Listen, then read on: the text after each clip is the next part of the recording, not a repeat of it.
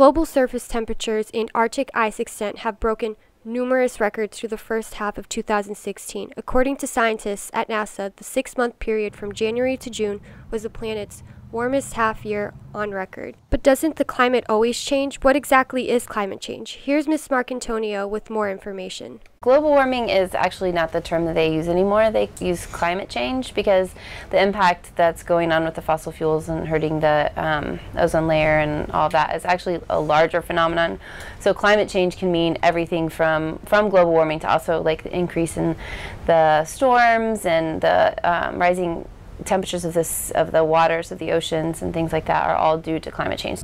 With this information, many people still choose to ignore the issue. I asked teachers their opinion on climate change. I feel like it's pretty painfully obvious that we're having some sort of effect on the climate around us, and we're not really doing anything to stop it, so it's also painfully obvious that we don't care, and that's a problem. I think it's something that we kind of look over because it's not, we don't feel like it's actively affecting us, but it really is. Like, we have different types of winters and we have different seasons, and the salinity is changing in the ocean. I mean, it's a pretty big deal.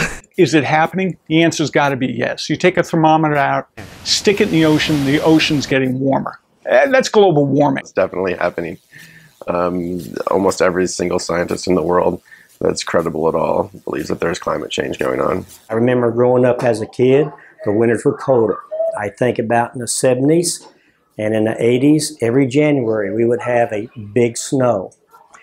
The reason for the climate change, I don't know. It could be human activity. I know we put a lot of pollutants in the air. Also, it could be just a natural phenomenon.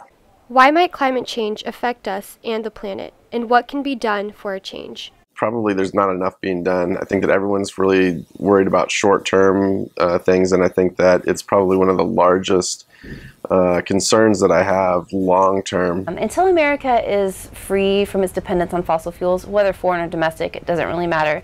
But until we're willing to put our research and development money into alternative energy sources, you know, we're going to have a problem. What we can do at this point is that we can try and mitigate the damages, which is kind of scary.